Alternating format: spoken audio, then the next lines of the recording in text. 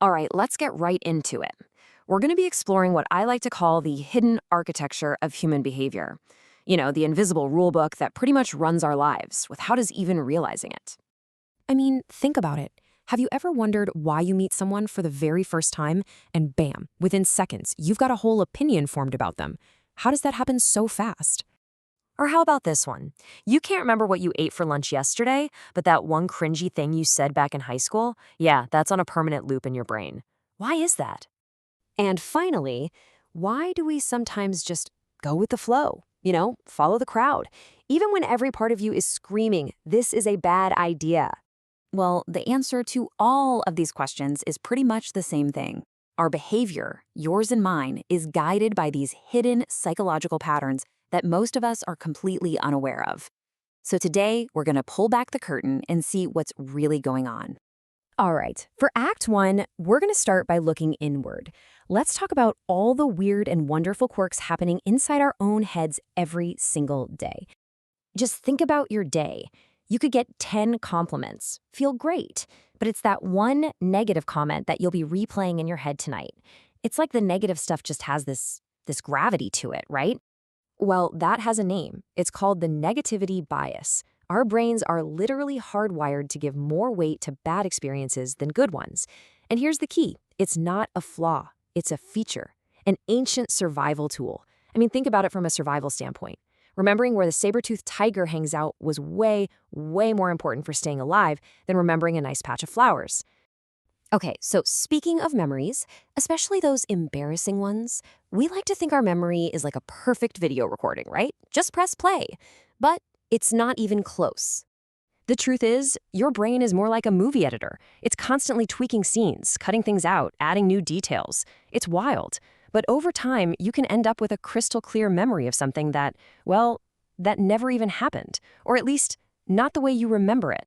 Okay, picture this. You're in a crowded room and you trip over nothing. Or you say something kind of dumb in a meeting, and in your head, it feels like a giant Hollywood-style spotlight just slammed on, pointing right at you. Yeah, that feeling? It's called the spotlight effect. We all have this tendency to think people are paying way more attention to us than they actually are. But here's the kicker. In reality, nobody's really watching that closely. Why? Because they're all too busy worrying about the spotlight they think is on them.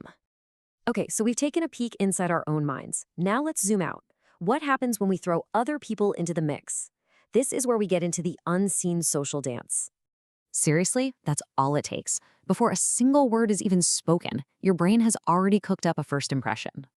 Before you even say hello, your brain is running this super fast subconscious checklist. It's analyzing their face, their posture, the tone of their voice. And look, this isn't you being judgmental. It's that ancient survival instinct kicking in again. It's trying to figure out real quick, friend or foe, can I trust this person? Okay, here's something else I bet you've experienced. A new song comes on the radio. You're not a fan. But then you hear it a dozen more times, and suddenly you're humming it in the shower. Or that new coworker you weren't sure about. After seeing them every day for a month, you actually kind of like them. So what is that about? Well, that's called the mere exposure effect. It's actually super simple. Our brains are wired to think that what's familiar is safe, it's predictable, it's not a threat. So the more we're exposed to something, a song, a face, an idea, the more our brain goes, okay, I know this. This is good. And what about this? Ever notice when you're really vibing with someone, you start to mirror their body language? They lean forward, you lean forward. They cross their arms, you cross your arms. That's not an accident. That's the chameleon effect. It's our brain's automatic way of building a connection, of saying, hey, I getcha. We're on the same page. Okay, so now that we can see the strings being pulled, the real question is, can we actually do anything about it? Can we use this knowledge to our advantage? And the answer is a big yes. Let's talk about rewiring your brain. You see, the mind-body connection, it's not a one-way street. It's a full-on superhighway. Remember that spotlight effect? That feeling that everyone's judging you? Well, you can fight it just by changing your posture, standing up straight, pulling your shoulders back. You're literally telling your brain, hey, we're in charge here. And that can dial down that feeling of being under a microscope. Now, in that social dance we talked about, we usually try to keep the rhythm going, right? But what if you just stopped? Try using silence in a conversation. It makes most people super uncomfortable. And to break that tension, they'll often just start talking. And sometimes they'll reveal what they're really thinking, way more than they would have otherwise. It's a powerful tool. And what about that pesky negativity bias, the one that makes us dwell on the bad stuff? You can actually hijack that process with curiosity. When something bad happens, instead of letting your mind spiral, force yourself to ask why, or what can I learn from this? See, asking why engages the learning part of your brain, and it pulls the emergency brake on that old panicky survival part. So, as you can see, our behavior is anything but random. It's this incredible, complex system of hidden patterns and ancient programming.